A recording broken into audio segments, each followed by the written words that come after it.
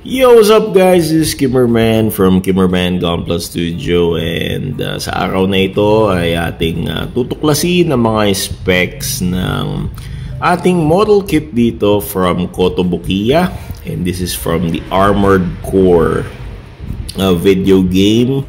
Meron tayo ditong Ambient. So, ang name ng kit na to ay Ambient. So, mag-explain ako yung Tagalog. Bahala yung mga hindi makaintindi ng Tagalog. Yung mga English lang ang alam.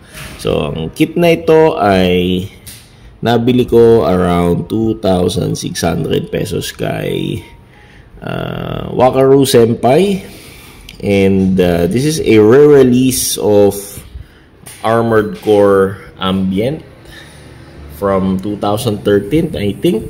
So, nagre-release sila ulit ng model kit nito this year. And luckily, I bought it at an affordable price. Ito nga, ang itsura ng kit na ito ay ang daming cheche boreche. May makikita ka dito ng mga parang ano ba to? Parang fins niya. Although hindi naman to naaalis. This is just like a panel. I think this is for jamming. The weapon here is for jamming signals, or ano bang tawag sa term na yon, yung parang panglito ng mga kalaban niya. So meron pa yan dito sa likod. Ayan, madami siya dyan. So paikot, ang ganda. This is like a spiral motion of flaps. And there's this hatch here. Pinunturahan ko to ng silver, metallic silver. Then this one is missile hatch. Nabubuksan yan. You can open this missile hatches here. And finally, meron tayong dalawang guns. So, it has two rifles here. Okay, alisin na muna natin para mas madali natin makita. So, meron tayong dalawang rifle dito. At itong isa din, rifle din siya. So, ayan. So, this kit is a 172 scale model kit. But the size or the height of this kit is about your average master grade model kit size ng Gundam. So kapantay niya yung mga master grade Gundam. So let's pagkumparahin natin itong average size master grade dito. So ito yung aking master grade age 1 normal. So they're about the same height. So it's around 17.5 or 18 na yan. Nasa 18 centimeters tong age 1 normal. And also this is about 18 centimeters head height hanggang dito sa crown niya. So if we are about to measure it like this, yes, pantay na pantay sila. And let's check with the other model kits. We have here 172 scale na macros from Plamax. Magka-size ba sila or magka-height? Yes, magka-height din. Although meron lang dalawang sungay itong macros dito na nagkakaroon ng advantage sa pandaya ng kanyang height. So it's still 18 centimeters height. But I think in the specs of Plamax, this is around 19.5 centimeters or 18.5 centimeters. So, kung isasama nga kasi natin yung sungay niya, this will be 19.5 centimeters. But kung head height lamang, this is 18 centimeters. So, pantay na pantay lang sila talaga nitong Ambient. Okay? So, too much for for this macros. Let's go with the Edelstein. Edelstein is 148 scale. So, supposed to be mas maliit na size or mas malaking scale ang Ambient kumpara dito sa Edelstein. But, magka-height sila. And I like Edelstein to be partnered dito sa ating ambient kasi ang ganda tingnan, parehas silang real robot design at the same time para din siyang armored core. Mukhang armored core din itong Edelstein, kaya pantay na pantay lang sila. And if we compare armored core with Modoroid non-scale kit gaya netong Grand Zord dito, so they're about the same size din or same height. Medyo mukha lang matangkad tingnan tong si Grand Zord at malaki tingnan kasi buff siya compared dito kay ambient na may pagkapayat tsaka mas maraming corners at edges. Dito kasi rounded siya, pero magka same height lang sila. And also let's compare with the Awashima 1 and 400 scale kit. So this is my larger scale here. Ito ang Ideon. So of course matangkad si Ideon. Ideon is nasa 25 centimeters level or height. Let's check in the ruler. So this is about kung sasama natin ng antenna, this is 24 pala, 24 centimeters, but head height, this is only 23 centimeters. So matangkad siya. Ganyan ang kanilang comparison. Okay? So let's go with the specs. So sa specs nito, medyo ingat lang kasi when you play this, medyo brittle ang plastic ng Kotobukiya on this design. Unlike other kits, medyo brittle ito, so ingat-ingat lang. So the head can turn from side to side like that. Okay? Wala siyang gigidi-gigidi na, putang ng gigidi na inimbento ng Amerikanong yan. So wala siyang ganong movement. So ito lang, pwede lang siyang mag-Indian head turn like that. Tapos yan. So hindi siya makapag 360 kasi may hindrance from the chin, and yung back part dito sa kanyang ulo hindi makaikot dahil mabablock yung mga dito, mga structure dito sa likod niya.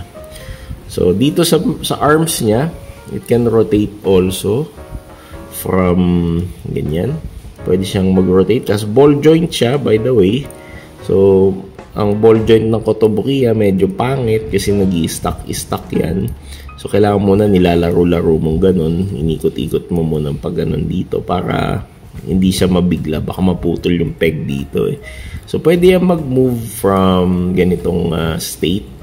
So pwede mag 360 kaso bam, tatamaan tong part na to. So hindi kaya, pero at least napakita ko sa inyo na mag-move to 360 degrees.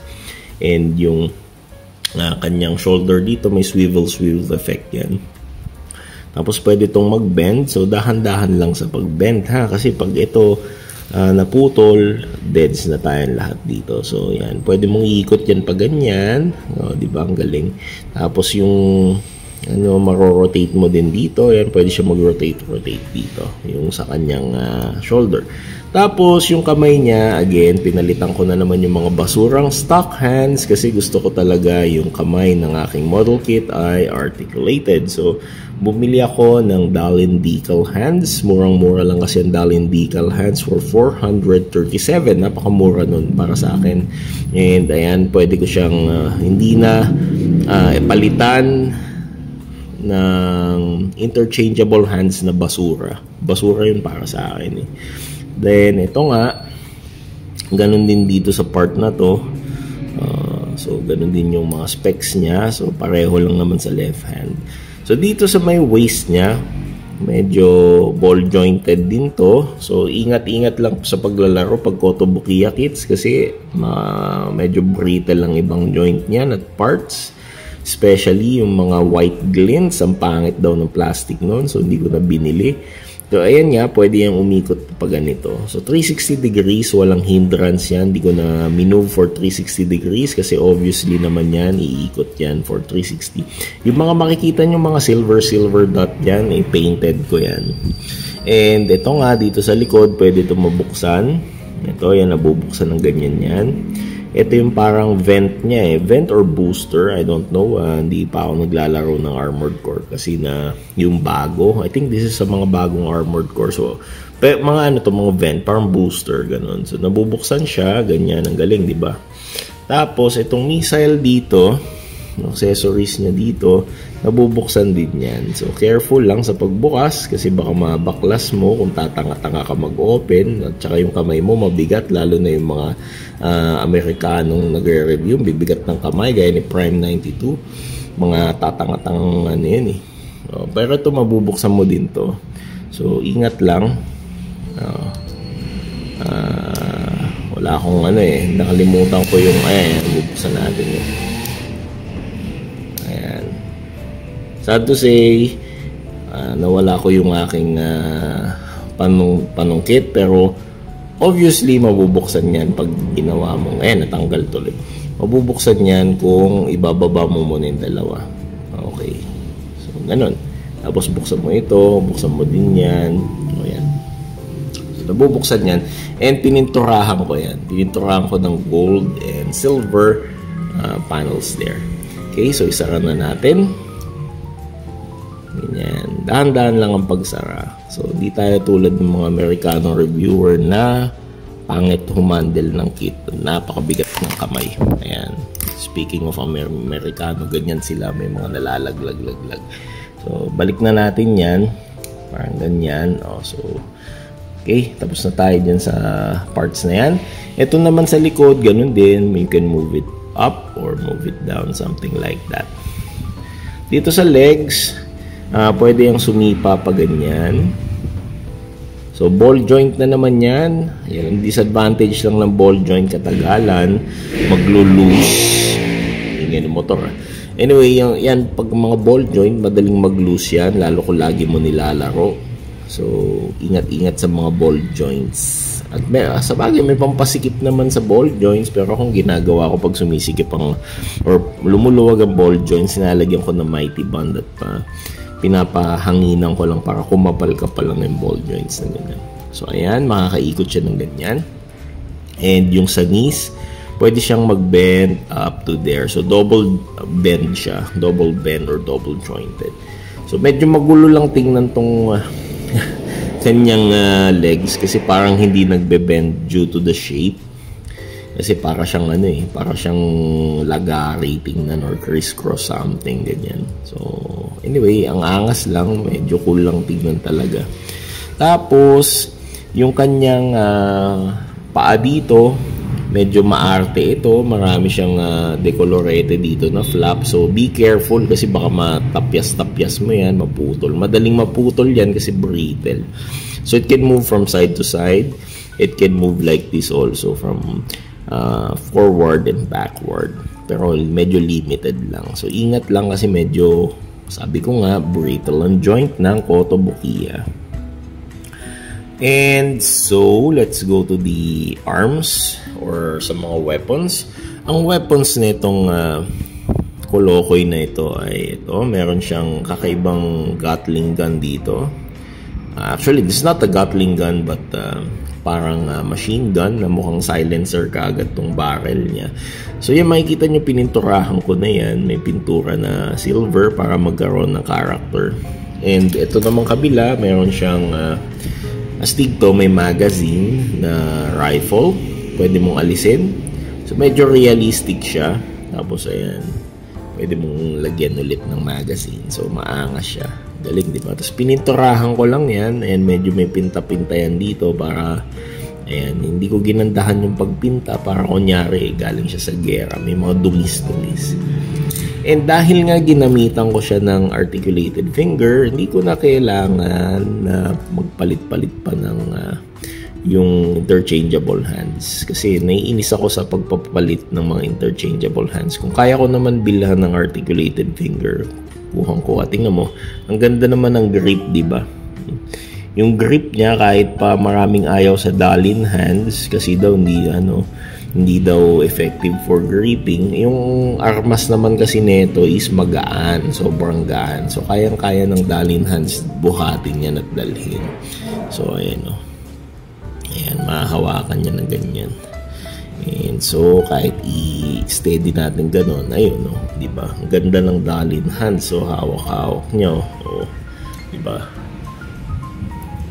And that's it. Thank you for watching this review ng aking Armored Core Ambient from Kotobukiya. This is a 172 scale kit, and I bought this for about 2,600 kay Wakaru Senpai sa Shopee. So thank you for watching, and see you next time sa aking mga reviews. This is Kimmerman from Kimmerman Gunpla Studio saying good night, God bless, take care, auf Wiedersehen, masalama, paalam sa inyong lahat.